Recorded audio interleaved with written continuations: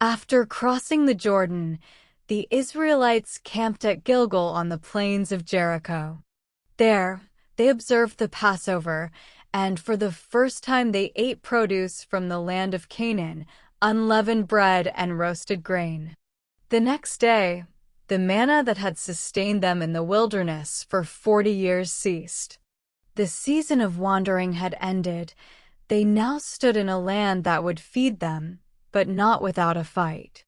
Jericho was shut up tightly because of the Israelites. Its gates were barred. No one went out and no one came in. The city loomed ahead, fortified, silent, watching. Then the Lord spoke to Joshua with words that seemed almost impossible. Jericho had already been given into Israel's hands.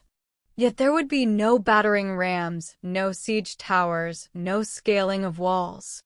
Instead, Joshua received instructions unlike any strategy known to war. 7 priests were to carry 7 trumpets of ram's horns before the Ark of the Covenant. The armed men would march ahead of the Ark, and the rear guard would follow behind it. For 6 days, they were to circle the city once each day. They were not to shout.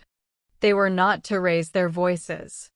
Only the steady sound of the trumpets would echo against the walls. And so they marched. Day after day, the people of Jericho watched from behind their towering defenses as Israel moved in silence around the city. No arrows were loosed. No stones were hurled. Just footsteps. Just the long, piercing notes of the horns. Tension thickened with every circuit. On the 7th day, before dawn, Israel rose and marched around the city not once, but 7 times. By the 7th circuit, the air felt charged. Dust clung to sandals. The priests lifted their horns. Then Joshua gave the command that had been held back all week. Shout, for the Lord has given you the city. A thunderous cry rose from the people.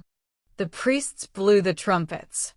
In that moment, the walls of Jericho collapsed, falling flat before them. What had seemed immovable crumbled in an instant. The Israelites went straight into the city, each man before him, and they captured it. The city and all that was in it were devoted to destruction, except for Rahab and those in her house, because she had hidden the spies Joshua had sent. Silver, gold, and articles of bronze and iron were set apart for the treasury of the Lord. Fire consumed the city. Smoke rose where walls once stood. And Joshua pronounced a solemn oath that anyone who rebuilt Jericho would do so at great cost. From that day, fear fell upon the land. The God who had stopped the Jordan and ended the manna had now torn down fortified walls without a single weapon striking them. What seemed secure had fallen. What seemed improbable had come to pass.